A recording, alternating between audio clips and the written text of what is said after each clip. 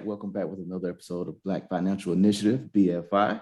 As always, we try to bring you some knowledge, some awareness, and inspire you guys. So today we have some good guests for you. Larry, go ahead and break it down for our people. All right. So we've interviewed a lot of people on this podcast, and we've noticed a lot of them are veterans, people who've served in the military. So Veterans Day is around the corner. We decided to do episode for the veterans and people even thinking about joining the military. So today we have James Bowman, the host of Gen Z Mon-E. James, how you doing today? Larry, Eric, Terrence, what's going on, guys? I am happy to be back. What's up? What's up, man? Hey, same thing, different day. Loving it. Right. Having a good day so far. Loving it, loving it, loving it. Yeah, I see you change your background. Tell us a little bit about the updates. Yeah, you gotta slowly upgrade. You can't just go out, spend thousands of dollars. So I did a little painting, did a little reorganizing just to, I think it fits me a little bit better. Got the little Gen Z money thing, a little Army remembrance stuff back there, but it's all good, man. And well, we dig it. I dig it. It looks good back there. Yeah, so to start off, thank you for your service. Larry said, we have a few veterans on the podcast. So to start it off, what branch did you serve in? So, Eric, I served in the United States Army active duty. All right. So what is the active duty? So active duty is essentially, the way I like to see it, is full-time military. So the Army has two separate portions. They have, or three. You have Army active duty, Army reserves, and Army National Guard. And so active duty is where you're doing it every single day, day in, day out, Monday through Friday, like it's your full-time job. While reserves and part-time is primarily weekends, like one weekend a month and a couple weeks out of the year you're going to do it. So the easiest way to break it down is active duty is full-time, reserves, and National Guard is part-time. Okay. Yeah, I never even really thought about it that way, but you broke that down nice.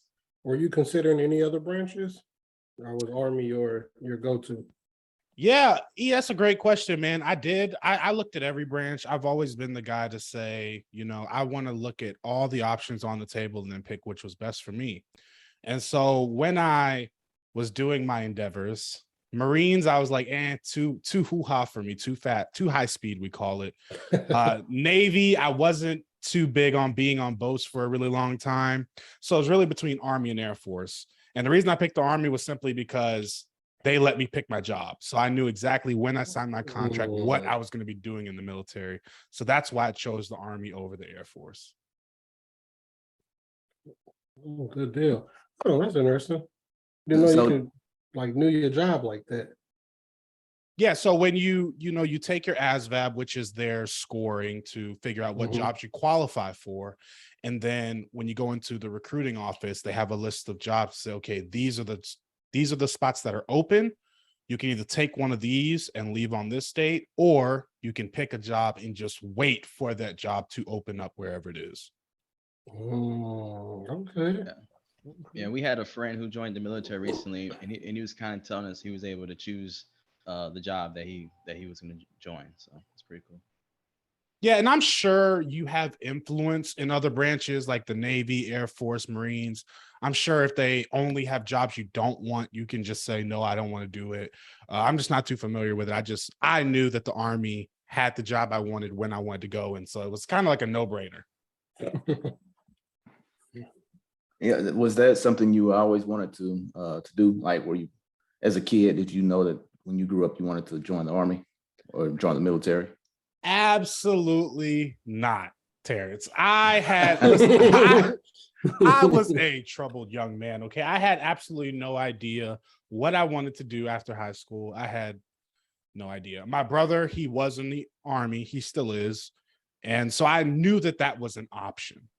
But again, I was a troubled guy. I was always getting in troubles, had issues. So it wasn't really concrete until I met my wife, and then I decided, like, okay, I got to get serious about this whole after high school thing. Otherwise, this chick is going to go find somebody, who is serious about it. That's amazing. Yeah, that's amazing. The act right sauce. Exactly. You're absolutely right, man. It's like I had to figure something out, whether it was the military or something else. As long as I had a plan, then she was cool with it. Good deal. Okay, so that helps tie in what was going to be my next question was why you joined the military. That was So it. we have our answer. A woman. Yeah. Yeah. Well, I would say that's like 80 to 85% of the reason. Well, like I said, I was a very troubled kid. Like I had no clue what I was doing. I had no plan. So really the military was kind of like, okay, I'm going to do this now until I figure out what I want to do. So like, why not? What's the worst that can happen? Joining the military, getting some hard skills that they in hard training and learning discipline and all these life lessons, why not? And then if I do that for 3 years and I get out, I'm 21 at the time. So I still have my whole life ahead of me to pivot or change or whatever. So, it was 85%. My wife was like, hey, this is something really nice to do. And the other 15% was like, you know what? This is a good place to park until I figure out what I'm going to do for the rest of my life. Okay. That's a good point. That's a good point. And I guess would you recommend that for people? Like if you just kind of don't know what you want to do, like you're troubled, yourself, just see what the service has to offer. Yeah, even though I'm not in the military anymore, I am never going to be the person to say nobody should ever join the military. It's a bunch of hoo-ha, whatever. It didn't work out for me and my lifestyle, but that doesn't mean that I didn't learn tons and I didn't appreciate my time in. So when I'm looking at, especially those people who are in high school, I have a little brother who's graduating pretty soon. So this kind of hits home. I always say the military is one of the safest bets because you're going to get skills, you're going to get education, you're going to get benefits, you're going to get discipline, you're going to get comrades you're going to know for your whole life. So that is one side compared to going to college and figuring out what you want to do, where you're spending money, you're partying, you're probably failing classes because you don't care. So it's like comparing it to other paths you can take, it's kind of a no-brainer. So if you have absolutely no plan, you have absolutely no clue what you want to do, I think the military is a good place to park because you're 99.9% of the time, you're going to come out a better person than when you went in. Great points right there. I guess tying into that, what are some immediate and long-term financial benefits, incentives for joining the military? That's a multi-layered question, Larry. So there are plenty of financial incentives for joining. Obviously, you're going to get paid. Now, if you're coming in, you're not married, you do not have a family, you're obviously not going to qualify for all of the financial incentives joining the military. But the first thing going in, you're going to be eligible for signing bonuses depending on where you fall in the job field and what they really need. You're also going to get healthcare benefits, which is, healthcare can be a very scary thing, especially for 18-year-olds. So having that covered is definitely an incentive I do not look over. The main thing, though, that I really think is the best, two main things, are the GI Bill and the VA home loan option. So we'll start with the GI Bill, which I think is the biggest return on investment you'll ever get from the military. Essentially, it is free college up to $1 amount. So you get to go to college for free. They pay you a monthly stipend, you get an education, and you can start your career. And seeing this current student loan debacle, guys, going to school for free is a pretty big benefit. So that's the number one thing. I think the return on investment is infinite. If you're able to go to school, not have student loans, get a skill, get a pretty decent salary, it's going to return years and years and years and years. So that is the biggest benefit I've seen up to this point. But the second biggest long-term financial benefit is the VA, not GI Bill, I'm sorry, VA home loan program. And this is a program where you can buy a home with 0% down and not pay PMI. So it's a great start to your wealth building journey, because we know home ownership is one of the biggest wealth builders in America. Very true, very true. Now look who decided to show up. Dragging myself in there. I was man. goofing off on some other podcasts, just recording, looking around like, what the fuck is today? Like today? Like not me. Hey man, come on, you military background, you guys. I failed the Marine Corps right now. Marines is like, Man. Marines don't be liking that though. We hate each other when we mess up. We like, not my guy, not as squared away as Army, Lawrence, right? You know, not in my Marine Corps. They start saying stuff like that. Not in my Marine Corps. Like, I see now James ripping the Army pretty well. like, okay, yeah, man. If you're not in there with, hey, he wants to come in with the special bonuses, the money, the flash. Nah, Marines come in with the truth. We want to come in. We want a lot of lies to go first. So we come in. Then y'all gonna come in late. Now, we gotta smooth it out to explain the stuff. Oh man. Okay, I see. So there's method to the madness. You wanted to come in after James so you can explain. Yeah, the madness. I didn't want to even listen to the craziness. He was about I just wanted to step out. I'm like, not today. Yeah. So for all of our listeners, we have Lawrence, the neighborhood finance guy who served us well. He served as well. So Lawrence, what? Let me just go back a little bit. What branch did you serve in? I served in the illustrious, the never failed. You know, hey, we salute upright because we're part of the United States Marine Corps. The best of the best. The latest, the best of the Navy. That's about it. You know what? I'll take that. It's some facts. What was your reason for joining the military? I joined because was the Marines the only one you considered? Well, I joined the Marine Corps because I watched one too many cartoons growing up. I grew up in the 80s, so we watched a whole bunch of like G.I. Joes. So we thought everybody just gets dressed. Everybody had a specific skill. Everybody had a specific car that they get into. And also there was a commercial that the Marines used to play during those type of cartoons where this guy slayed the dragon. That was like a big deal. So all the guys that got in, when we finally sat down and talked to each other, what got you here? He's like, hey, I saw this commercial. I'm like, that commercial. Yeah, that's the commercial. We had the knife. We sliced everybody. Yeah, that's the sword. Yeah, we got that. I'm like, okay.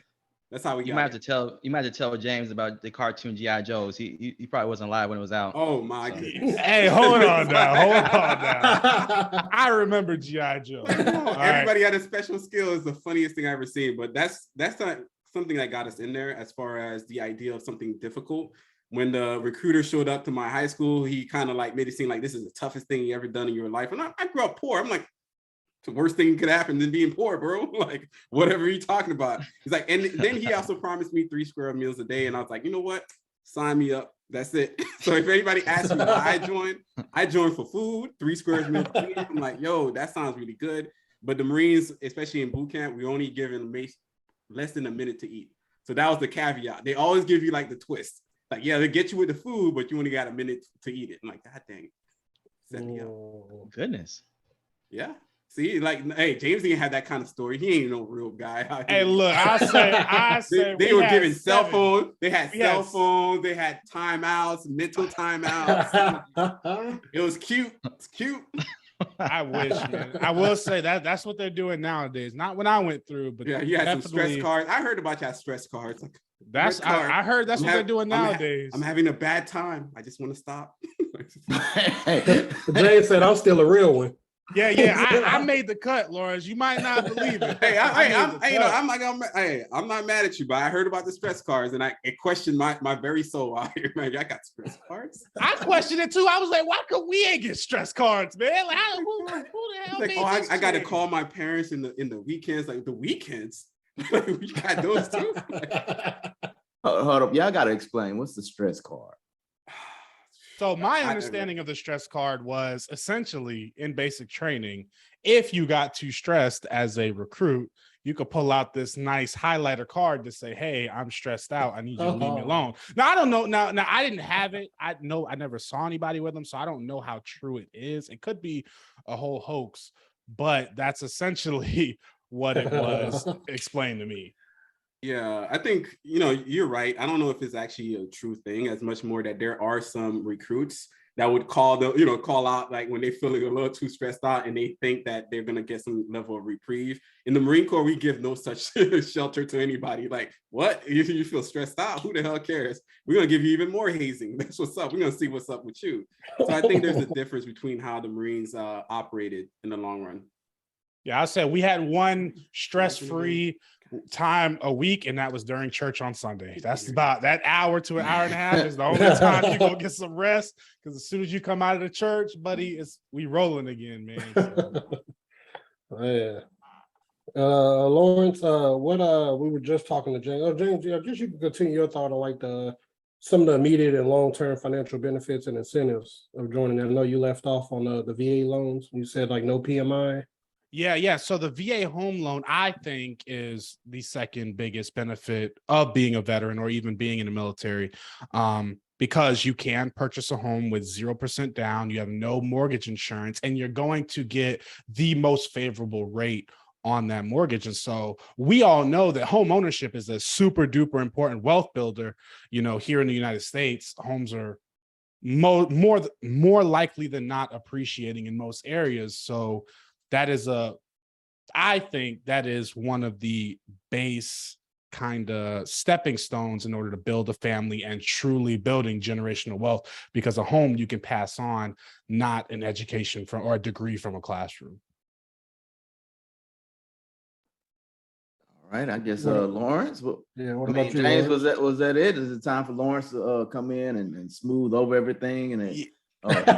Yeah, Lawrence could tell us about the food he took from the Marines and the MREs they gave him. What the heck? Yeah. So I got in right before September 11th. So that's how old I am. I got in right before. That means I was actually in boot camp during September 11th.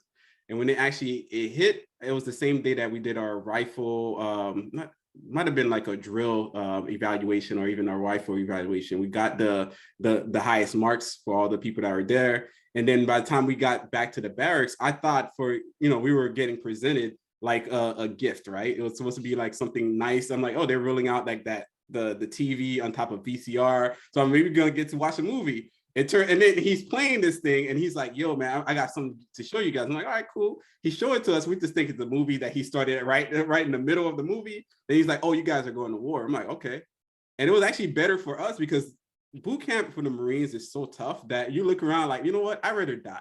I'd rather go to whatever this war is, put me in, because it'd probably be better because, hey, you're going to get that free food, maybe. And then maybe you get to shoot somebody and maybe you die. Who knows? It's better than boot camp right now. Let's go.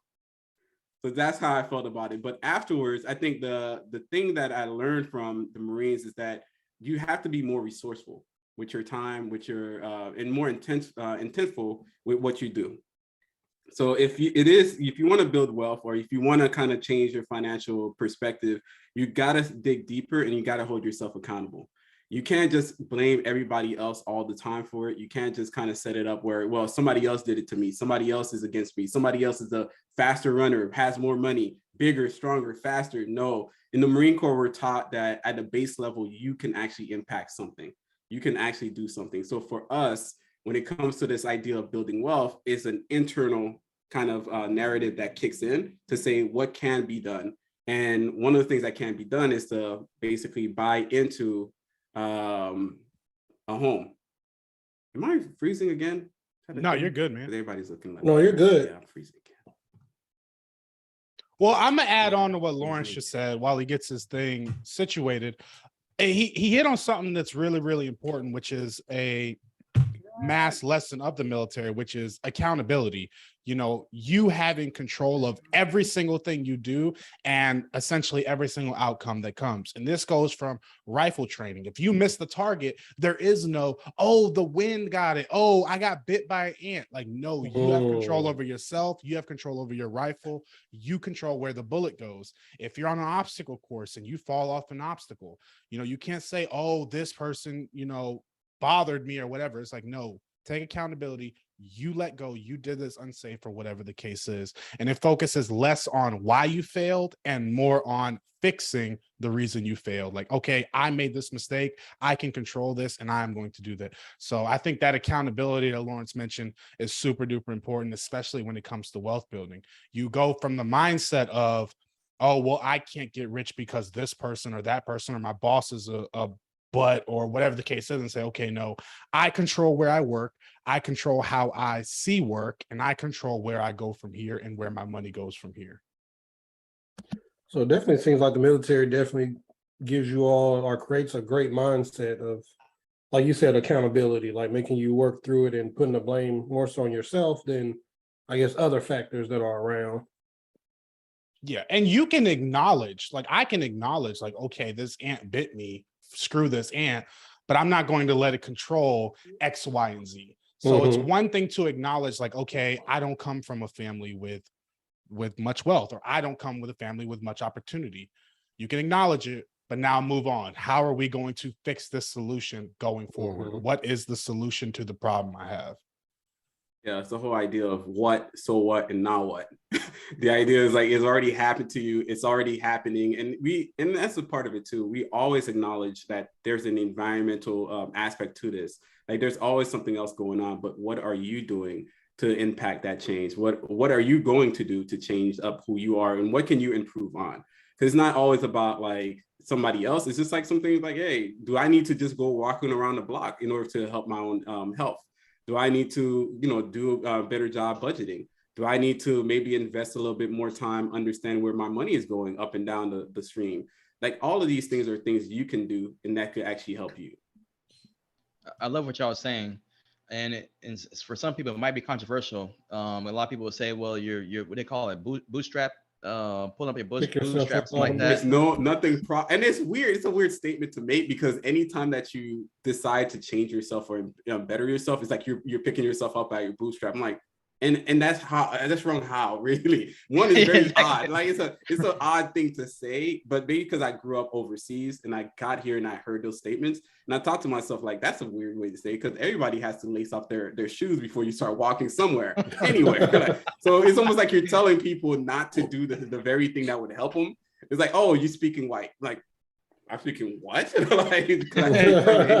Like, is it, are you trying to be a nerd? You think you're too smart? And like, am I supposed to be too dumb? Like, what is it? Like, it's always like this odd, you have to challenge that narrative within yourself to say, like, yes, you do have to pick yourself up. You do have to wake up in the morning, and it shouldn't be controversial. It's the complete opposite. This is what everybody that's successful, this is what they do. Anytime that you talk to a person like LeBron, you think he doesn't lace off his tennis shoes, like as if he's not doing something, like he doesn't go practice, like he doesn't really kind of like be at the gym. Like people are doing things to improve themselves, and that should not be controversial at all.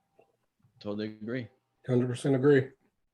And I think a lot of times I guess for especially like, let's say LeBron, like we don't see all the before at work, after hour work. It's like we just see him playing the game and just believe like, oh yeah, he just woke up and he was amazing. Like I'm pretty sure he dedicates crazy amount of time and money to his body, to working out, all these different things. It's like, we just don't get to see that. Oh, you say he spent like I know there's a number at some point it came out. I know it's like $1 million as much every year. So just to keep himself like in tip-top condition. A lot of these superstars and these athletes, that's what they do. They're not like, they're putting in the work. They're putting quote unquote that bootstrap, whatever it is. Maybe somebody else is tying it up for them. But at the end of the day, they're putting this thing on because they got to put in the work. We have to be able to put in that work. The great thing about this conversation that I really want to hit on is that whenever you have an outsider looking in on your situation and the decisions you're making and the things you're going through, they never have the full story. They never see the full picture. They only see the front. And so I saw this story. I heard the story like a week ago about essentially the Navy SEALs had this CS gas training or tear gas training. And essentially the media got a hold of this footage where they're choking or whatever. And there's an uproar like, oh, you shouldn't be treating our veterans like this. You shouldn't be treating our service members like this. You know, this is harsh. This is cruel. This is whatever. And I'm trying to think to myself, like, would you rather be trained like this or would you rather encounter this out in another country? Like what we do, there's a reason behind everything we do, whether it's in the military, whether it's LeBron James or it's the Warriors training staff, there's a reason that they do everything they do. And so for people looking on the outside in, they don't have to understand why you're doing the things they do. I think people need to get out of that area where they think everybody needs to understand and agree with what they're doing, because when you start budgeting, when you start saving, when you start saying no to going to clubs or no to the bigger and better car, people are not going to understand why you're saying no. They don't have to understand why you're saying no. You have a plan and you have a reason behind it, and you need to stick to it regardless of what other people think. And I think to your point, like, it's doing those things, it's not always pretty. You know, probably seeing those people choke or whatever, you know, that's not a pretty sight. But like you said, would you rather encounter that here or our first time is in the field out there? You know, it's not always pretty how those things go down, but they're necessary. Yeah, it's kind of how I look at it. Yeah, and when you think about it from a bird's eye view, okay, well, what are you getting out of this experiment? Okay, you're understanding what it feels like to be tear gassed. You're understanding how your equipment can work when you are being tear gassed, what you should be doing. You're learning, you know, how can you function when you are tear gassed? You're learning all of these things that now when you encounter it somewhere else, you know, okay, when I felt this way, this is what I did, or this is what I should not do. I probably should not rub my eyes, or whatever that case is. And so again, and it goes back to LeBron James, like, LeBron, why are you doing one-handed push-ups? Well, that's stupid. Like, no, there's a reason for this. You don't have to understand that reason. And yeah, it might look dumb, it might look unnecessary, but you're not the one that has to do it. Yeah, I think I've seen that on Instagram recently, like a football player, like a real, you know, conditioned football player's workout regimen. You look like, man, this thing is, you know, kinetic sports, jumping in the air, doing all this stuff. Like, this thing is painful as heck. And you could tell that this is a grueling exercise, just like the CS gas. Like, I've been in it. I don't necessarily like it at all, but it's something that you need to learn and you need to understand from. I think we move away from challenges and we try to make life too easy. And because we're trying to make life too easy, we don't grow anymore. We don't go anywhere. We're always trying to avoid the things that are good for us for some reason. And in essence, we're supposed to run towards them, instead of doing. I guess it was like a good quote. I don't know where I heard that one from. Is like the cows themselves, they slowly move away from the storm, whereas the buffaloes kind of run into the storm. Because the cow itself is only prolonging the actual storm that's actually coming. It's prolonging the problem, and they're walking into it as the storm kind of keeps going. Whereas the buffalo, as stupid and irrational that is, they run right through it because it's going to actually last shorter because they're running that away. So it's always depends on who you are, but I think you're probably better off taking on challenges so you can move forward in life versus actually, like, you know, falling apart and trying to avoid them. You know, there's a saying that I heard very recently, and I'm going to say it absolutely changed my outlook on this life, this whole culture that we have today.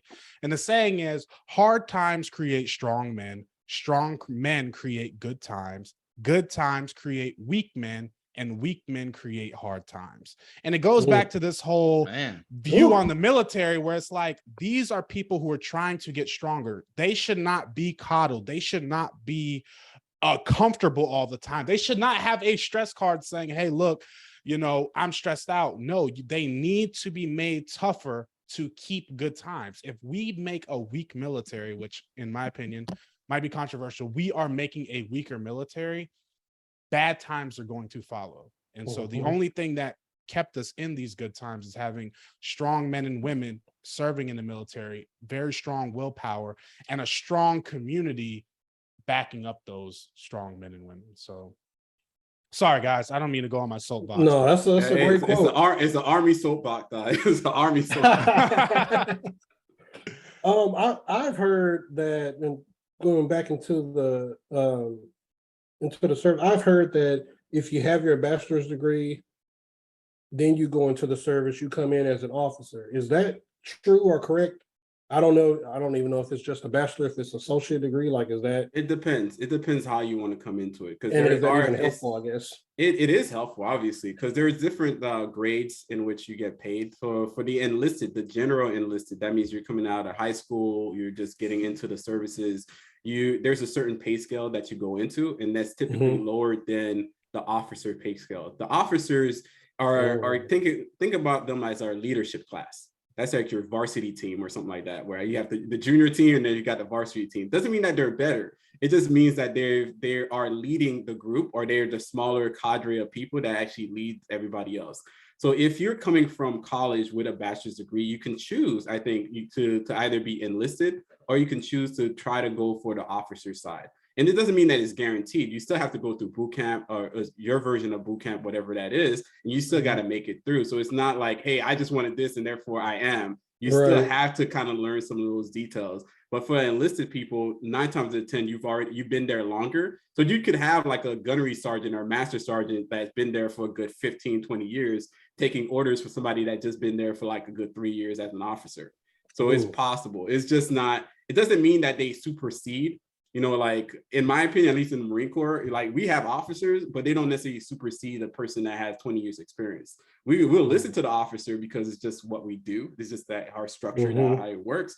But if it push them to shove between the officer and the master sergeant or something like that, we know what the differences are. And I think that's what we get in the Marine Corps. We're like, hey, you know what it is. Yeah, you look at this other person as they're the part of leadership. That's fine, but you always look at experience first. You always dictate that, and we get that one. You're like, if my leadership give that look, and we're like, I don't know, I can't trust this guy, because officers could change out more than actual enlisted as well. You find officers change duty stations.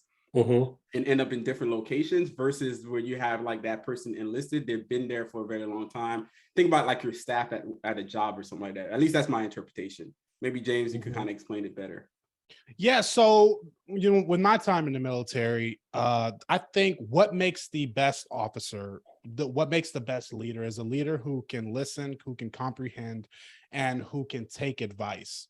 The leaders that come in, because the way it worked, at least in our platoon and our battalion and all that, every officer had kind of an advisor, or I call it a mentor.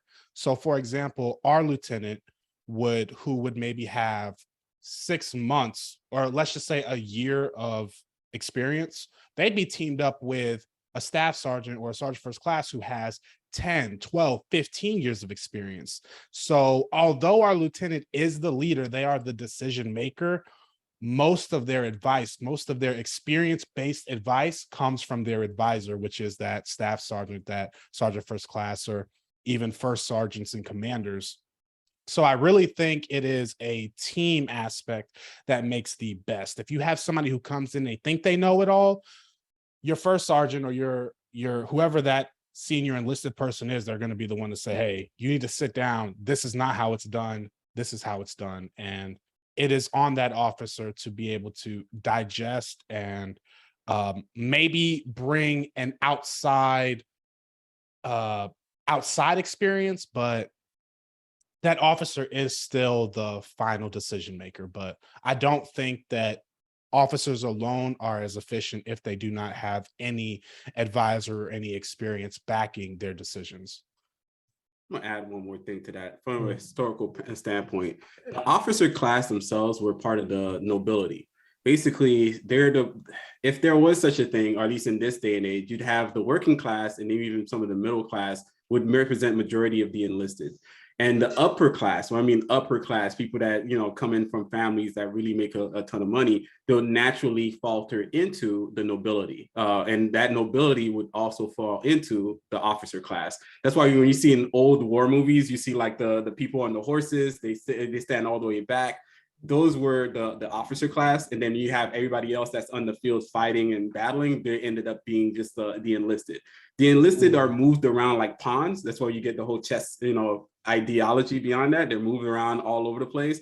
whereas the officer class are the ones doing the strategy, or they're supposed to be the ones doing the strategy side. They understand the grand overarching macro scheme of how the world is functioning, and maybe to some level of political, understanding as well. Whereas the enlisted, your working class, your complete, like, hey, they're all in, they understand everything to do on the ground. They're the one that actually going to interact some of these plans that the officer class comes up with. To James' point, they do have advisors and they do listen to the experienced members of the enlisted class, but typically they're supposed to be the ones that understand the greater strategy behind everything as well. Yeah. And then, go ahead. It got really deep for no reason. Well, I was going to ask, based off of that, do you guys see any parallels between that structure and corporate? Absolutely. What I related to, which I didn't even realize that they did this in the civilian world, but people who, let's just say you work at McDonald's, and let's say you're a cashier at McDonald's, and then all of a sudden, instead of promoting you to manager, now they hire outside management, and management comes in and they have no clue what is going on. They're absolutely clueless. They've never been on a register, never been on fries, never flipped a burger, nothing, but they are good at managing people. That is their skill. For the employee, it looks like, okay, wait a minute. You guys I know more. I know how to run a register. I know how to do fries. I know how to flip a burger. I don't know how to manage people. And this person knows none of that stuff, but they know how to manage people. Why are they getting paid more than me? It's the same thing with an officer, where it's like they're coming in and they might not know anything about your job, but they understand how to manage people. They understand how to develop high scheme plans, while you know how to, take apart a Humvee and put it back together. And so, although their skill set is different, most of the time it justifies the difference in leadership structure. And so that's where that respect level comes from. And I'm sure they do the same thing in corporate America, where they'll bring in somebody who's been a CEO of another company. They'll just, instead of promoting internally, they'll bring in somebody who has experience with that from another company and bring them in. And they might not know anything about, changing a tire on a car, but they know how to manage people. They know how to do payroll. They know how to do all these high productive internal skills of a business. Yeah, I definitely double down on that as well. Anytime that you hear CEO, CFO, COO, think about them as officers. They're generally officers, and that's what their rank is. And majority of the time, they do come with a different skill set. And sometimes that skill set could scale up a business to, let's say if you're a business making $1 million, a good CEO could come in and that scales up the business 5x. And even though the person has been working there for 10 years, 15 years, they do have a skill set. They do know what they're doing at the ground level. And it is important, but there's also another skill set that can really push all the business all the way to the next level as well. So it depends. Not every CEO that comes in will be a great CEO. Not every officer that comes in will be a great officer, but it comes down to what you learn along the way. Also the mentorship, how you get mentored or how you receive information. Now you make that information work for you. So it seems unfair for some people at different levels, but if you could make, scale a business 5x, it's different from making, flipping 5 extra burgers or in that day. When I used to work at McDonald's, like it's different from like, flipping like 200 more burgers versus a person bringing in an additional 10, 40, 50 grand based off how they kind of structure the business differently. Yeah, big differences there. Like you said, somebody that can flip 200 burgers or whatever it is, but a good officer, a good manager is going to be able to put other people in those positions to flip another 200 burgers instead of having just that one person flip 200. I'm gonna have a team that can do 200. But I have another question based off of you guys' experience in the military. So, are there any misconceptions or stereotypes that come with being a Black veteran? Being a Black veteran, I guess this first stereotypes actually comes from our own community. 9 times out of 10, we're told that, these guys are violent, these guys are, they have issues, emotional trauma, so on and so forth. But then they run into me, it's like, hey, you weren't in the military, you weren't in the Marine Corps. They'll tell me stuff like that. I'm looking at them like, I was also a sergeant. I was also up there in rank. I could have been a staff sergeant, I could have been a gunnery sergeant. It's not that hard, but it's not as cut and paste as we might perceive it to be. There's just some people that are not really, they don't do well. Some people are just very aggressive people, and you find them in society as a whole. So if you're getting people from society and you're training them into the military, you're going to still find remnants of what? Society from them. So they're not like this other class of people that you got out of nowhere. They're just the same people. And those people are going through the same issues as everybody else in society. So the Black veterans themselves, sometimes, I guess there's one movie, I forget the name of it now, but I could still see the face paint. Like a lot of Black veterans back in the day were not given their VA home loans. President? Huh? Yeah, Dead President. Yeah, there it is. You got it. Yeah. Like a lot of people, Black veterans ended up getting into, I guess based on that movie as well, into drugs and stuff like that, or even substance abuse would probably be the better word for it. And we see that a lot, but it's not the entirety. There's a whole bunch of Black veterans that milk the system for what it's worth. They got the VA home loans, they got jobs, they got multiple pensions, they have multiple homes, and they also put in their kids through school as well. So there's more Black veterans doing that than we find the Black veteran that's also, basically down on hard times. So there's something to be said about those myths and those misconceptions. And I'll pass it over. So I couldn't think of any myths, or I could only think of really one myth or stereotype that as a Black veteran what I've experienced, which is like when you tell people like, yeah, I was in the Army for X amount of time, instantly think, oh yeah, he a Fed. He a snitch. Don't tell him nothing because, hey, look, he worked for Uncle Sam. And I kind of have to remind people like, look, I'm just a normal human being. I might do some things illegal like you. I might not, I try to stay out of trouble. I haven't gotten caught with anything. And so it's like, I have to remind people like, listen, I'm a normal human. At the end of the day, the military was a job for me. And I went in and I did my job and I got out. But really where I see the misconceptions is the stereotypes is what, at least the Black community that surrounds me, what they think about the military and the misconceptions they have about the military. And so, things like, we're treated like trash, and which is why like they say, oh, the reason you got out is because they treat Black people like trash. And for me, with my experience, I'm not going to sit here and say there are no racist people in the military. I'm not going to sit here and say nobody is mistreated, but I'm going to say for me, I had nothing but support from the people who are around me in the military, Black, white, Asian. The bond that you're able to build with people in the military, I hate the little saying like, oh, I don't see color, but really though, like you're all in the uniform. And so that idea surpasses like, oh, that's a Black service member, that's an Asian service member. Yeah, we're going to stereotype each other. I might make some Asian jokes. They might make some fried chicken jokes to me, but we know at the end of the day, if we go to the line, like he's got my back, I got his back, and we transcend all of that. And it's a part of the camaraderie. It's a part of the experience and the bonds you build.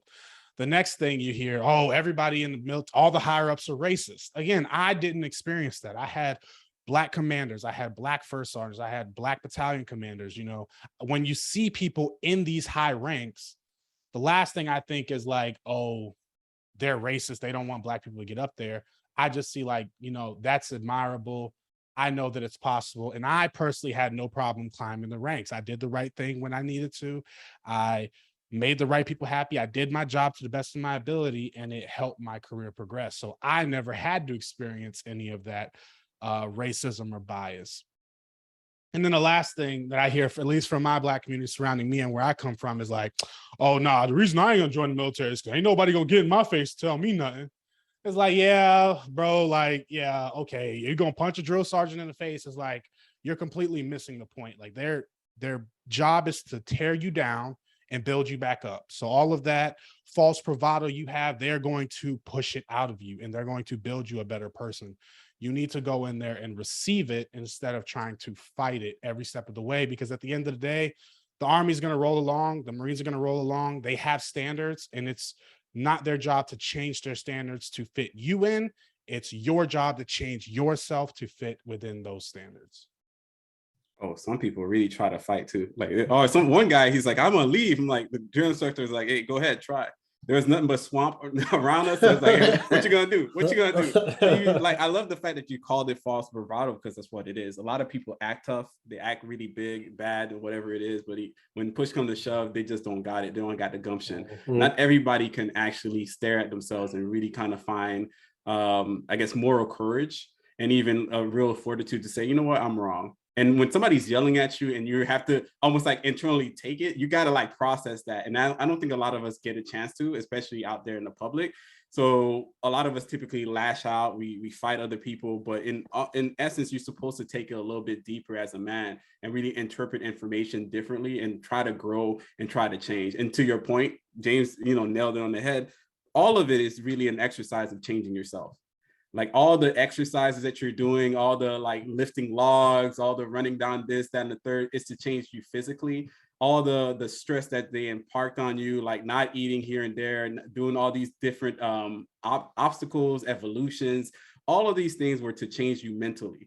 So in the end of the day, when push comes to shove, when challenges are hit, and when it's down to the wire, you're not going to be a person that breaks and falters. And I think that's what I learned from there. And I think that's what a lot of people, they all say to me, is like, oh yeah, hey, you're supposed to be strict. You're supposed to not have a good time. Like, we have a great time. And we love to crack jokes on each other. Like, if it's racially insensitive, we used that joke before and we use it again. Like, we will use it again. If somebody is gay, we made fun of that too. And they made fun of that, back at us as well. It's all love in the end of the day, because when push comes to shove, when we need to do something together, we do it together. And that's what the family is. I've been in spaces where, after New Orleans, the Katrina thing hit, we were at the airport, Slidell Airport. We were hanging around, and then somewhere down the line, there was a truck. He was going too fast. He flipped. By the time he flipped, I saw nothing but a whole gaggle of Marines running that way to go help that car. Everybody didn't hesitate to go jump into action. And that's the type of group that you're living in. In this society, we find that, hey, people will whip out a cell phone and they'll record, but this is not how the military functions. We do not just whip out a cell phone. We go actually put ourselves in danger. And I think that's a misconception about who we are. We really are about protecting people. Like, if push comes to shove, we'll jump in front of a bullet, whatever it is, we'll do what it takes to help people. And I think a lot of people miss that. And they think that we're doing it because of some political side. No, we're not doing it for that. We actually love people, and that's what we do it for. Yeah, and you hit it right on the head, Lawrence. And I'm sure we all have friends. Like, I have white friends that they crack black jokes to me. Like, I'm like, haha, very funny. And I'm gonna crack jokes back, right? And there's no offense. But let's say somebody online that I don't know cracks a black joke, and all of a sudden I want to get offended. Well, that's essentially how the military is. It's like, yeah, I know this guy might make some racially insensitive jokes or might talk about my sexuality or whatever the case is.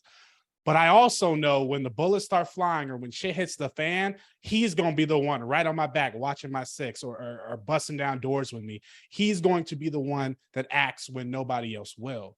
And so it goes back to that friendship aspect, is where we all have friends that, you can push the envelope with each other and you're not going to get offensive. Everybody who wears the uniform with you is that buddy. You can meet them for 5 minutes, feel each other out, and like the bond you guys have when stuff starts going, y'all are going to have each other's back like you've known each other for a lifetime. And that is exactly the whole point of instilling that, especially in basic training. Like, if you go to basic training, you think you're not going to fail, boy, do you have another thing coming. You're going to fail everything. If you say, oh, I could do 100 push-ups, well, guess what? They're going to make you do 110. And you're going to fail. They're going to push you until you fail. You might be able to do 300 pull-ups. They're going to make you do 310. They're going to make you fail. They're going to tear you down. And the only people you're going to have to look to is the people on your left and your right to bring you back up. And so once that's built, there's nothing that somebody can say that's going to destroy that. And so, yeah, I think it goes back to that outsiders looking in. They don't understand the camaraderie. They don't understand the things you guys go through with each other. And so it's very, very easy to cast a shadow to just say these are all evil people, but really they're evil people that love each other too much. All right. Well said from both of you guys. Yeah. So You going guys on. gonna join? You guys gonna join now? Like, it's like, I don't know. So going on. So how does the military pay work? Do the pay raises vary greatly on rank?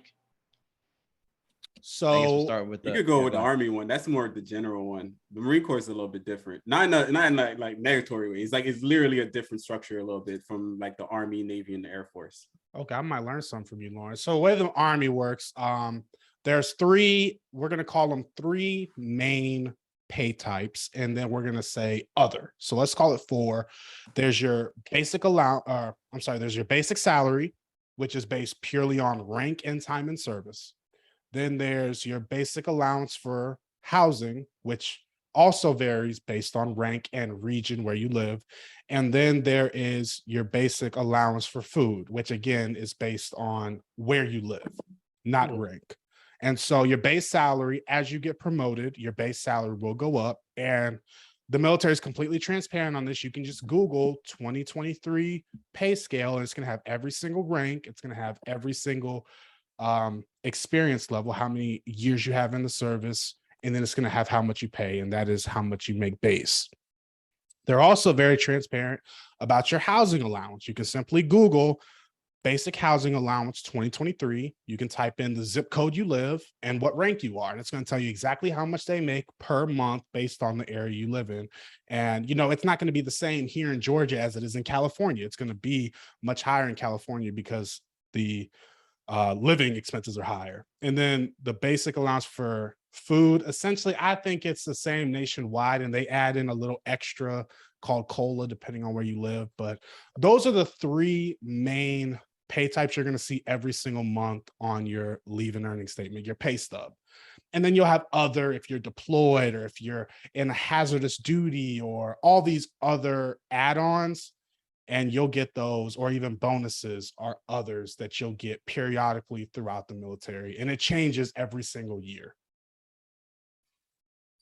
Yeah, I think you covered that remarkably well. I think there's different ways that you get paid, but ultimately is basically, I guess when people talk about quote unquote socialism, I'm like, yeah, that's basically the military. That's what we got. Like if you're in whatever rank, if you're in the same rank and also in the different industry, let's say if you're an armor, if you're a anti-terrorism, you're a tanker, you're a cook, whatever it is, in the same type of like, if you're an E1 or E2, you're basically at the same amount of year, you're going to be getting paid the same. That's it. No matter what the classification is. I don't care if you're a data scientist. I don't care if you're HR in the military. If you're E3, you're going to be getting paid the exact same amount, depending on the year. But I think the difference comes in regards to how you get promoted between the ranks and how you can get demoted as well. I'm going to start with a demoted. So that's the easiest one. So if you're out here messing up, you could go from an E7 down to an E3 or E1 all over again. You basically, they rank you all the way back down. If it was a levels up of like this elevator, you're going up, like I'm an E5 and I'm doing well, and they catch you doing some crazy stuff, you could go all the way down to E1. So you could be like, for example, I'm looking at this.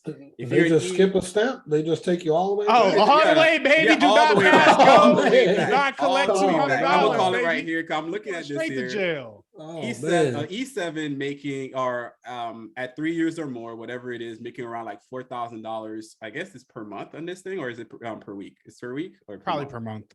Per month. So you're making like $4,000 per month. You could get demoted all the way down to E1, and you'll be making $2,000 per month. They don't play that game with you. Like if you're gonna mess up, we got different rules for you. You're gonna get the civilian rules, and you're gonna get the military. They're gonna get you on the military side as well. And the military is not messing up with your entire life. So you could be, up there making $5,000, go all the way back down to making $2,000, just like that, just on that one mistake. So for the way we get promoted, especially in the Marine Corps, we have boot camp. Everybody starts at E1. So there's three things too. There's the enlisted, there's the warrant officers, and then there's the pure officers. Warrant officers are very odd. There's like that offshoot that you can become, but ultimately the one that we just talked about is the enlisted and the officers. The officers right out of school, they get paid a lot more. It's different for them. The enlisted side, right? They're going from different ranks and also different years that you've been in. So as you grow into the years, if you don't get promoted to the next level, you can also still get a pay raise based off the amount of years you got in. depending on where you are, right? So for the Marine Corps, you start out boot camp, everybody's an E1 generally, unless you come in as an E2. E1 means you're a private. You're at the very bottom level. You got about 6 months of that. Like you literally in 6 months, you get promoted to the next level, E2. E2 is private first class. So it's like an additional thing. You got a little bit more leadership behind you, a little bit more experience, obviously, or maybe you could actually control other privates. So you're basically at E2 level. You're still a nobody, but you're getting paid an extra $200 more. So then there's the E3. It's another guaranteed one. It's around like a year. Once you get to a year mark, you naturally get to E3 as a whatever it is, or you could get promoted in between, but that's what we get. So about like a year and a half, you could go from E1 to E3. But after that in the Marine Corps, it's all work. We don't play that game. Like we don't give anything free anymore. You're competing against everybody else in your rank as well as in your industry. So if your industry is radio repair, then you're competing against every other radio repair person in the same rank based off a cumulative amount of information. Either it's your physical training tests, your education, your experience, the extra stuff you sign up for, the training you have on the side, the ranks that you're getting, all of that's conducive to giving you different like ranking structures and total numbers to be evaluated. And then for some reason, we used to get this like quarterly book. When that thing comes out, we look at it and you know exactly if you fall below it, you're not going to get promoted. But if you fall above those numbers based off the average of everybody else in the entire lineage in that group, you get promoted. It's a weird scenario, but it's all work. So that's when we get to E4. And after that, you compete again to get to E5. And once you get from E5 to E6, you almost have to be recommended by somebody to actually get to E6. And you have to, like leadership wise, you have to develop that. So it's just not an easy scenario for Marines to kind of worm themselves through the process itself. It's different. Yeah, and so for the Army, we're basically along the same lines. We're slightly different, but from E1 it's a lot easier. It's a lot easier. Nah. I ain't gonna take that. I've seen it. Just call it what it is. Y'all just be sliding people in. Nah. So from E1 to E2, it's 6 months. From E2 to E3, so from private to private first class is 1 year. Then from private first class to specialist, it is 2 years. So once you reach 2 years in service, as long as you haven't messed up, you will get to E4. And from there, it goes, just like Lawrence said, to like a merit/point-based system where you're no longer competing with the people in your unit. You're now competing with people in the entire Army specific to whatever field you go in. So, of course, the way it works to get promoted from E4 to E5, you have to go to a merit board where you have a board of senior enlisted where you answer questions, you yell creeds out and all these other crazy traditions that we do. And then you have to be essentially, like Lawrence said, recommended to be promoted. After you get that recommendation for promotion, then you have to pass the point system. And the point system is essentially like, okay, how bad does the Army need an E5 that is a cook? They'll say, okay, we need it really, really bad. So we're going to make the points really, really low. And the way to get points is through marksmanship. How high do you shoot? You're through education level, through courses in the military, through your physical fitness. If you score high enough on your physical fitness test, you get points there and it all accumulates. But if the Army says, hey, we don't need any E5 cooks, they're going to make the points essentially maxed out to where it's almost impossible to get that promotion until they need them. So the big Army can manipulate the point system depending on the need for whatever rank it is in that specific job field. And that's for E5 and E6. And once you get to like E7, E8, E9, it's all about recommendations, merits, and it goes into a whole bunch of things that I don't necessarily even know about. Years, recommendations, merits, and all sorts of stuff. But I guess the only thing I'd add to this, because we didn't tackle it specifically, but an officer, even in their first year, like I guess that's probably something more interesting for people as listen to this. They could make as much as $3,000 versus that an enlisted in their first year would make less than $2,000. So this person, the officer in 2 years or less, are making nearly like $4,000 per month. versus an enlisted in their first year would be making about like $2,000 per month. Yeah, So and there that is a also difference. that adds on to, if you're enlisted, at least in the Army, you live in the barracks until you're E6 or you're married, whichever comes first. Officers, you're never living in the barracks, so you're automatically going to qualify for the housing allowance. You're automatically going to qualify for the food allowance. While lower enlisted, some of them can qualify for the food allowance if they do not eat on post in the DFAC or cafeteria. But if they live in the barracks, they do not qualify for that housing allowance. So those things do add on to your basic pay that Lawrence was talking about. And to basically get back to the question earlier, if I suggest to anybody, I always suggest go in as an officer. Go in. Actually, this is my recommendation. Start as National Guard or Reserves. That way you get your benefits. You get your VA home loan benefits. You also get your GI Bill benefits, and you're only working part-time. Go to school full-time. Get that education in 4 years. Go into the military then. Now you have, let's just say your degree takes 4 years. Now you have 4 years of experience in the military, and now you can come in as an officer because you have a degree. So now you don't come in as a fresh officer. You come in as an officer with 4 years of experience. And on top of that, you have lived as enlisted for 4 years. And in my opinion, this is my opinion, I'll fight anybody on it, an officer with 4 years of enlisted experience is going to be way better than an officer with 4 years of officer experience, because they're going to be able to see through the lens of an enlisted because they actually lived in those shoes. Yeah, they'll be able to communicate better with their entire squad. And you get paid an additional, like what, nearly $600 per month if you did the route that James kind of recommended, which is a really good route. I didn't even know that the National Guards could get that VA home loan until my buddy, and when he kept on saying, I'm gonna get a VA home loan, I'm like, ha, bro, I had to damn near die for that thing. Like, how you pull this off? He's like, I'm National Guard. Like, that's not even the real thing. It's not even real. And lo and behold, he got a home. I'm like, how is this? How is this possible? I dedicated my life. Man, when I got into basic training, when I came into basic training, I didn't even know National Guard existed. And so I came in, they're like, yeah, I'm in the National Guard. I'm like, what's that? They're like, oh yeah, I get to be in the Army on the weekends or 1 weekend a month, and I get the GI Bill and go to school full time. I'm like, why did my recruiter tell me about that, man? I felt like I was set up. It's weird. I'm looking at him like, how do you get a VA home? I died for this thing. I gave it some real hard hours. Like, you were barely there. But now that I've experienced, I'm not going to be that old guy to say, oh, I did it the hard way, so you got to do it the hard way too. Hey, I'm not gonna say nothing, but I'm gonna still be very salty when I see it. Real salty. I was like, congratulations. Yeah, you gonna feel the disrespect for Lawrence. His tone and everything. Yeah, when I be at the airplane, when it's like, hey, military people go first, whatever. I'm like, I don't know what you're really doing for that military. For that. People like, thank you for your service. Don't tell him that. Like, I don't know what he's really doing. I think those are good points that you brought up, and also with the pay, those are good amounts or great amounts, I think, because like they're covering housing and food too. So it's like that's all yours. Like in the real world, like you have to account for just your salary and like, okay, I got to do housing out of this and everything else, but for the military, like they're covering housing, giving you a stipend for food and all that.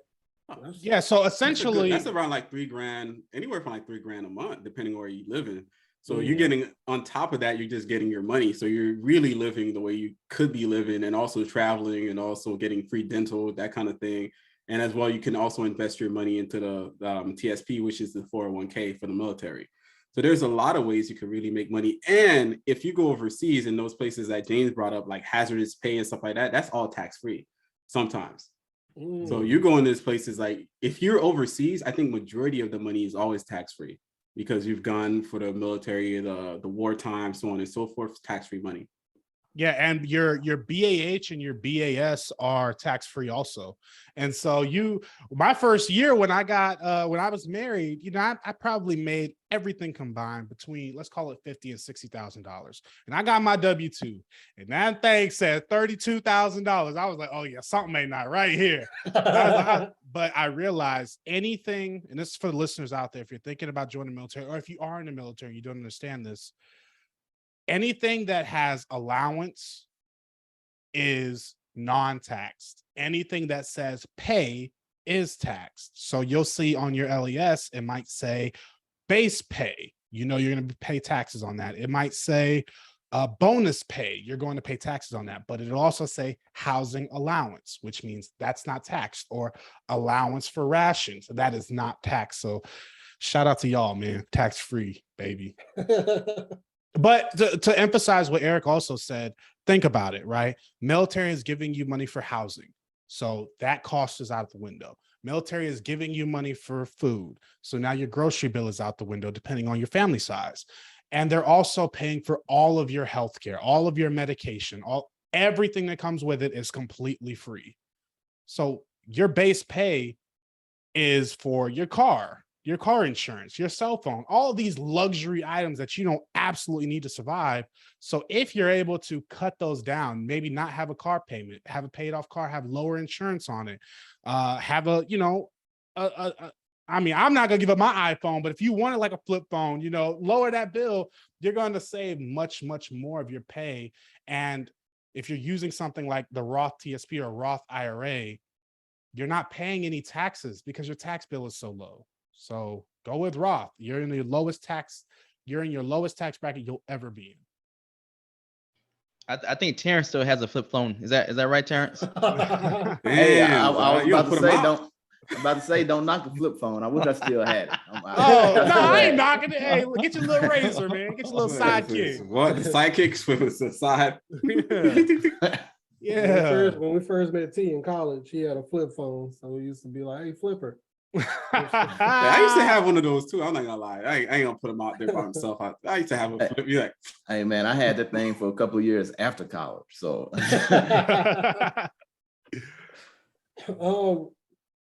Appreciate y'all explaining the military pay. Like I've heard like very high level, like okay, E2, E3, E4, but like I don't know like what that means, how that even works and everything. So I appreciate that explanation. Kind of get into the final question. What did you all learn in the military that's translated to your finance or personal finance life? And I'll start with Lawrence. wow, I'm the one that's squinting. I'm squinting hard. He's like, I'm gonna start with you. Like, what did I learn overall when it comes to finances? They did actually offer some classes because there's always like these extra training that you can do on your own time. You could log on online. They explain it all the way through. They explain exactly what all your pay is, how you can manage it. You can also go to get your taxes done for free in the military as well because it's available there. Yeah. There's a lot of good stuff that was available that people just didn't tap into it. But overall, what I think I learned is the essence of being resourceful, especially because the Marine Corps wasn't as easy to kind of rank up and level up. I had to figure out that system on its own. I was seeing other people get promoted and I was kind of mad about it. I was salty. I went back to the room like I always do. I crank out the pages. I'm like, this is exactly what I need to do. And in order for me to follow, I had to follow a blueprint. I created my own strategy. And I found out, hey, I could definitely be a first class PFT. All I have to do is I don't have to be a great runner, but I have to get the pull-ups, the sit-ups, and my run time got to be a certain amount. Boom, that's a first class PFT. I got that. And after that, I was able to get all these other point systems set up. And next thing you know, I was getting promoted faster than anybody else, to the point where other people were salty at me. They're getting really mad. So, but I used the same ideology when it came to my personal finances when I built out my net max financial plan.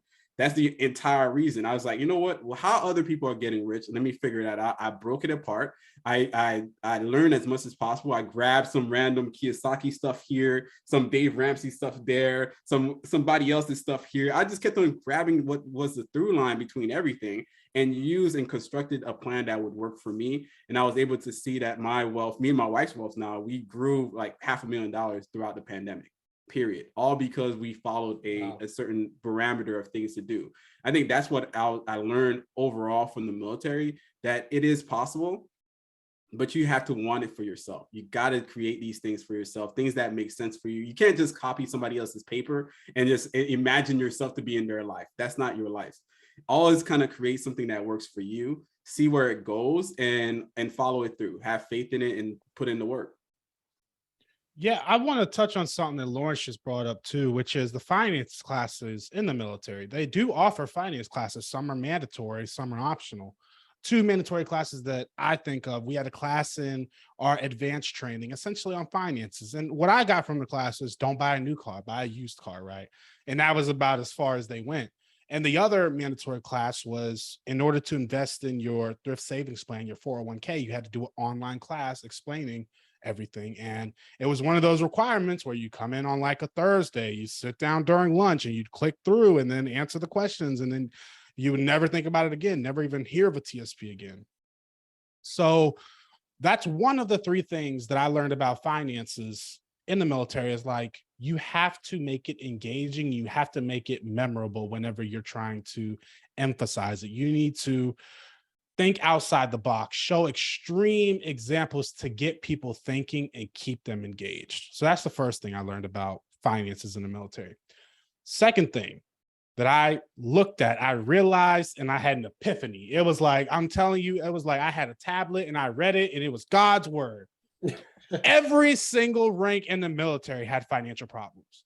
Everyone from the E1 who was marrying strippers to the E10 who was getting a divorce, had 7 kids, and he couldn't afford, he had to get marrying strippers, multiple strippers? Like, can you Bro, just say listen, marry a stripper, man?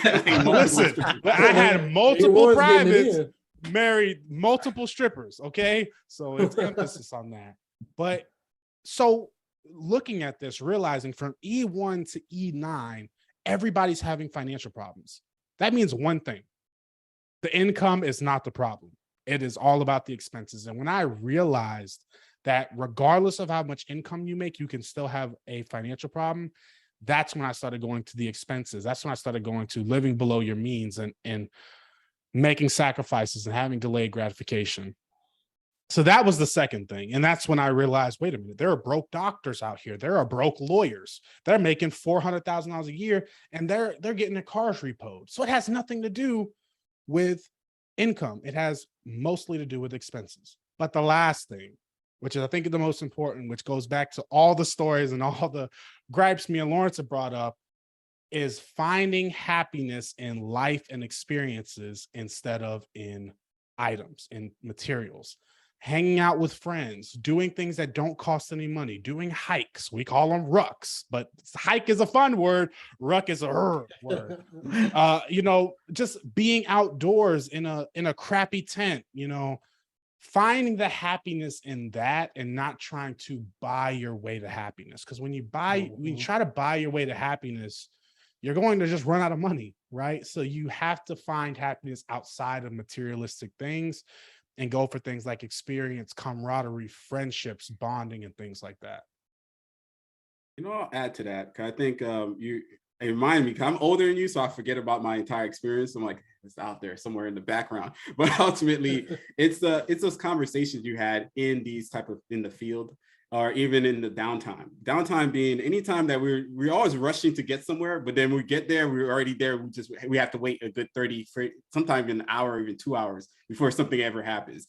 In those downtimes when you're eating, where you're sharing resources, where you're talking, you always hear like an older person tell their story about, hey, I'm getting a divorce and I wish I did this better, or I'm trying to build this business, I wish I did this better, or I have this business that I have this side business where I'm doing dry cleaning and I wish I've done this better. So when people say stuff like that, I listen to them. I listen to them, not necessarily as I said, it isn't by copying them as much more. You have to listen to somebody when they're speaking. Mm-hmm. And a lot of people don't do that anymore. They're just kind of, I'm just going to run to the whatever it is. They're telling you something because it actually is impacting them right now. And you can avoid that same mistake going down the path if you actually listen. So if James was out there talking about, hey man, I just bought this car and it's terrible for me, and somebody overheard it, I'm like, interesting. Maybe I shouldn't just jump into buying a car next to the base where it's more expensive when the interest is super high. Why? Because other people have complained about this for years. So you can't just keep doing the same mistakes over and over again. Make new ones. It is what's going to be. But at the end of the day, the same mistake that Eric went through, Terrence went through, or even I forget which one of you guys said, I still had like the storage unit. I'm like, my goodness, this thing was terrible. I still got the storage unit out here. And I learned from that and I remember. So if somebody else said, I have a storage unit, I'm like, whoa, I know this guy out there that he had a storage unit and he had a code in there that he doesn't use and he spent so much money on it. So we have to be willing to listen to other people and learn as much as possible so that we don't repeat the same errors over and over and over again. We got to do it. Yeah, I love that. I think it's super duper important because, you know, you have to find people who are doing what you want to be doing and replicate them. And so you have two people out there. You have a person that says, yeah, I bought this car and I'm still broke, so you should buy the car too. Well, maybe you don't want to end up like them, so maybe you shouldn't take their advice. But then there's also going to be those people who say, yeah, I bought this car, I regret it, don't do it, and you will not end up where I'm at. And you're like, okay, they're telling me to do the opposite of them because it failed them.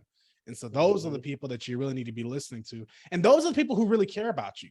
Because although we say that the camaraderie is awesome and, you know, there's so much bonding, you are going to encounter people in the service, whether it's Army, Navy, Marines, that don't have your best interests at heart. Again, there are going to be those bad people. So you need to identify who those people are. Who are those selfish people that only care about themselves, and do the complete opposite of them, and don't take any advice from them because they do not have your best interest at heart. It's the same thing as listening to some family members too. Some family members like, your life is all types of jacked up. Why am I listening to you? Like, I'm gonna do exactly the opposite. I got an uncle. I'm like, man, last time I remember you have a substance abuse problem. I'm not listening to you at all in life. Like, it's not where I want to end up. And he said, hey, but he might listen to this one day. I hope he does. He knows why I don't hang out with him. Like, I looked at you as a kid and I did the squinty eye. It didn't look too good. Maybe if he's telling you to not do drugs, maybe at that point you'd be like, okay, all right. Yeah, it's just the way that sometimes you really have to vet out, you know, your company, the company you keep, or especially the family that you have too. Sometimes family impart on you their own financial trauma, their own errors. That's why they say something like, oh, I don't bank. I'm like, I don't know. A lot of people bank, like, but maybe they had a bad issue with the bank. I don't use credit cards. I'm like, can you slow that down? Tell me why you don't use credit card. Why are you so mad when you just said that? Like, what's the story behind that? And that's more interesting. I bought a home, and this is the wildest thing. I bought a home. I was super happy about it. And I made a great decision because I kept it really low. But later on, maybe 6-7 months later, my sister hit, we were talking and she's like, yeah, I bought a home and it's underwater. I'm like, so why didn't you tell me anything? Like, why didn't you tell me before I purchased a home that I could be, putting myself in danger, like you put yourself in danger too. It's almost like you watched me the entire time and said nothing. Like, I feel like that happens a lot in our community. Like you said nothing. You're just, so what were you waiting for? So you should be like, oops, I told it. Oh man, happened to me too. My bad. Like, how come you didn't ask me about this ahead of time? Like I didn't even know, like the way she makes it seem a lot of times when your friends, family, whatever, they make everything seems okay. But you need to share things that don't work out for you, because then it'll make a little bit more sense. It'll pepper the story to say, you know what, make sure you don't buy a house that's overpriced, especially in 2021 or 2020, where prices are going crazy and people are just jumping in and they're buying houses sight unseen. I'm like, that doesn't sound weird to you? Like sight unseen, and then you get mad, like, oh, I was trapped into this house. No, you weren't. You jumped into this house and sight unseen. Like, doesn't make any sense to me. So we have to be willing to challenge each other and share that information, and especially when things don't work out. Do you think we don't want to, I guess, say anything because we're embarrassed, or think it's just that's the embarrassment. It's embarrassment. It's almost selfishness too, like in the sense, like misery loves company. Is that old saying? Yeah. In a way, you kind of, she probably like squinted and was like, maybe I should tell him, but I kind of want the company as well. So that we can both be as miserable about this housing situation.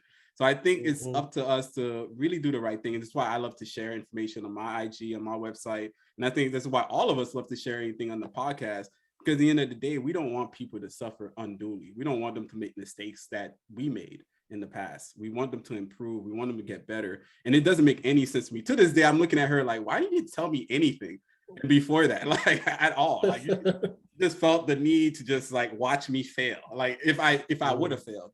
So you could say, see, it happens to all of us. It happens to him too.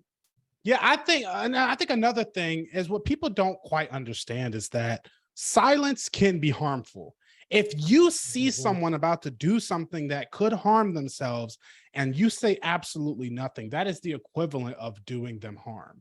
So a lot of people say, well, I didn't tell them to do it, so you can't blame me. Yeah, but you didn't tell them not to do it. So it's like you saw them about to make a mistake or something that you might have foreseen as a mistake. And if you love them, you have an absolute duty to share your opinion, whether they like it or not. 100%. And so that's what I think people are afraid of nowadays is like, because nobody wants to be a hater. Nobody wants to be that guy who is just like, oh, I don't think you should start a business, you know. But if you say like, okay, you're about to start a business selling, you know, I don't know, astronaut suits and nobody wants to buy them, it is your job to at least voice your opinion and say, hey, look, I don't think it's a good idea. Here are some of the things that happened to me when I tried to sell astronaut suits. So you should look out for them also. But instead, they're shamed that they failed. And so they'd rather be silent. And I think silence in that instance can be extremely harmful. Remind me of all the MLM people. Oh, man. I called it out. MLM people be like, Like, I know y'all got burnt, but y'all don't say nothing. Y'all were the big ones that y'all were in the suits, the conferences, the cars. Like, I still remember. Do you remember? Because I remember. I'm petty that way. I was about to say, you sound petty, man. I'm built so petty. I'm like, yeah. Can we talk about your MLM experience? Like, you said 9 to 5 was for suckers. Like, so what are you doing now? Living at the mom's place? Like, what's going on? Well, you terrible, man. Cold. I'm still waiting for some people. I'm like, whenever he's gonna post something, like, what's going on with the MLM? What's going on? Like, out of nowhere. It's like, hey, my kid is graduating high school. What's going on with the MLM? You why they want to stay silent. That's why they stay silent right there, man. Yeah, right. Man, we appreciate all the information y'all share for us. First of all, thank you for your service as well. Thank you very much for your service. Where can people find y'all? I am Gen Z Money across all the platforms. Gen Z Mone. You can find me on the interwebs as the neighborhood finance guy. The entire word all the way through. I'm pretty sure somebody gonna misspell it, but it's the neighborhood finance guy. So you can find me on the website, got the IG, and sometimes I'm on Twitter, talking smack. Because I'm still petty. I'm Dade County. I'm from Miami-Dade, and we love to poke fun at people. So hey, all my haters, I'm still at y'all. I'm gonna be at y'all neck, and I'm gonna be there. Every time you succeed. The podcast name? Oh yeah, the podcast is The Financial Grill. We out there, me and 2 other co-hosts, we love to discuss financial stories and share those stories all over the place. And we love to have you guys come back on at any time, because we literally love to cook out and just, really enjoy the time and space, because there's not a lot of Black faces, and to be very frank about it, in the financial literacy space, nor these conversations are very welcome in our community. Sometimes people just don't know we can have a good time with money. It doesn't have to be this negative experience at all. It could just be a lot of good fun. 100% agree. What about you, James? Gen Z Money? Yep, the Gen Z Money podcast. You can find us on Spotify, Apple Podcasts, wherever you listen to podcasts. And of course, I got the Instagram, Twitter, and all that good stuff. And this guy is tall too. I met him at FinCon. I'm like, man, this guy's tall as heck, man. I'm hating on that too. I'm a little guy. I'm hating on that too. I'm like, 5'9". Like, hey, when you stand next to a tall person, man, you got like more height than you need. Like, sprinkle a little bit. It's unnecessary. That's funny. Unnecessarily tall. They're like 6'4" or something like that. Like, what the hell you need this thing for? It's a waste of time, man. Like, give the rest of us something, like put on some flats or something, but walk around with no shoes down. Well, tell him to give me some of his hair. There it is too. Hey, I'm losing it, y'all. Y'all don't know I'm losing it. Hey, right. cat game. Let's get it. My wife was already telling me, she's like, "Oh man, you on borrowed time, Eric." My wife out here saying the same thing. It's like, you need to cut it all. When will be the time when you cut it all off? Like, seriously, why do you wish that on me? I'm like, don't wish that on me. But no, it's funny. It's funny. My mom from birth, she said I knew your hair was gonna like you were gonna recede. I was Wow. like, man, from birth. She out there I was like- pushing it on you. I was like, man, yeah, why you put that on me? And she out here like, my son's gonna recede his hair. Yeah, Like, hey. why would you do this? My family's cold hearted, man. We tell the truth. So She looked at you, she talked to you too. It's like your hair is not gonna be yeah, like, she why said, would you yeah, say this? I knew when you were born, your hair is gonna recede. I was like, What kind of conversation you having with me? like Yeah. at 6 months, it's like, Yeah. Well, you didn't Like, give me you're any gonna of wear glasses. You're like, what? Where is this coming from? it. Right. Oh But no, man, man. appreciate y'all on, man. I know news for today. It seems like the student loan forgiveness thing has been temporarily halted or paused or something like that. Yeah, So man, I blame Dave Ramsey for that. just be away. I'm calling out right now, man. Hey, he got on. He was so mad too. He couldn't. He was hold hating himself. hard, man. He was hating. He was Oh, was mad. Like he was with his daughter, and his daughter was trying to keep it more PC. He coming in the corner like, no, student loans is the worst thing ever. I'm like, damn, bro. Because I know, Chill like, out, for man. the longest, he Chill was out. like, nothing's going to happen. Nothing's going to happen. Like, they're not coming. They're not going to help. Yeah. And I guess this kind of blows back in his face. But Yeah, I do want to kind of clear that up with people, especially from an accountant standpoint. This is merely a bad debt expense. The money has already been spent. yeah. The money has been spent. And it's weird because the way the society or even the news media or how people interpret it is like it's free money that people are gonna get. It's not free money. The money has already been given and the money has already been spent. This thing is basically like a bad debt expense, which is in credit card terms, when somebody cannot eventually pay, they just write it off. Right. A lot of This is times, a there's very people common thing. a lot of people that have been paying student loan have been paying way more than the amount they borrowed, upwards to maybe almost like 3 times the amount, depending on the interest, depending on the amount of capital or the principal of your loan. So a lot of people were on track to even default. Default is even worse because you don't get any money anyway. So this is just merely bad debt expense off of people's balance sheets. It's off the person. It's not real cash that you're getting. If you're down 10 grand anyway, you're done. If you were somewhere like 80K, you'd be down to 60. You're still gonna be paying. You're still gonna have that, but it's just gonna give you a little bit more reprieve. That in the end of the day, every month you wouldn't be paying as much as you were last time. That's all it was saying. But I think people overtook the message. People overtook the idea of it and the fundamentals. And I get it. We want to hold people accountable for the promises that are made and are keeping. But at the end of the day, it's not as bad as people think it is. It's merely an opportunity for some people to breathe, especially in Black and brown communities that are primarily the recipient of these student loans, because we don't have a lot of backing from the families growing up. And a lot of times we're the ones carrying the most amount of student loans from overall.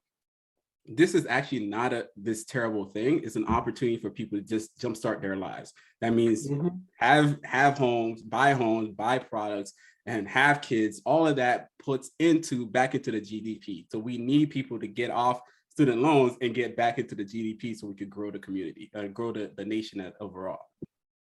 But other people didn't like it, so boo Dave Ramsey. Great points. He don't like me though. He don't like me. Does he know you?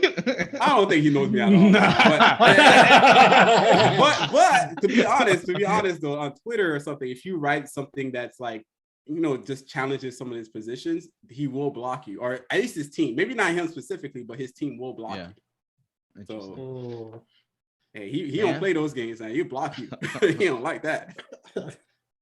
Hey, we want to thank y'all again. Do you have anything to say before we leave? Shout out to my mom. She's a G. No, I'm just kidding.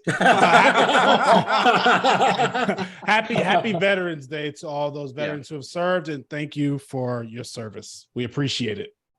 I would also say for anybody that's thinking about joining, it's actually not as bad as it is. It's a great opportunity. You could really kind of learn a lot from the world, from other people. You could travel the world a bit. You could also create, generational wealth in a different way, especially if you don't know what you're doing right out of high school. A lot of us don't. It's not a bad opportunity to go in, get some abs, get some ladies, and, do what we do. Veterans for life. Get some abs, get some ladies. Marry the strippers. Why not? Listen. I say this: the service is what you make of it. So if you self-inflict harm, i.e. marrying strippers, you're going to have a harder time. It is what it is, but it is what you make of it. So if you go in with a positive mentality, that's what you're going to get out of it. And if you go in hating it, that's what you're going to get out of it, just like everything else in life. Man, the enlistment, as soon as this episode drops, is gonna go through the roof. For real. Like, I can go marry a stripper. Like, that's all I got from the whole entire episode. I learned nothing. I learned nothing from this experience. Strippers where it's at. All right. Well, from Eric and Terrence and me, BFI, thank y'all very much. Appreciate y'all, man.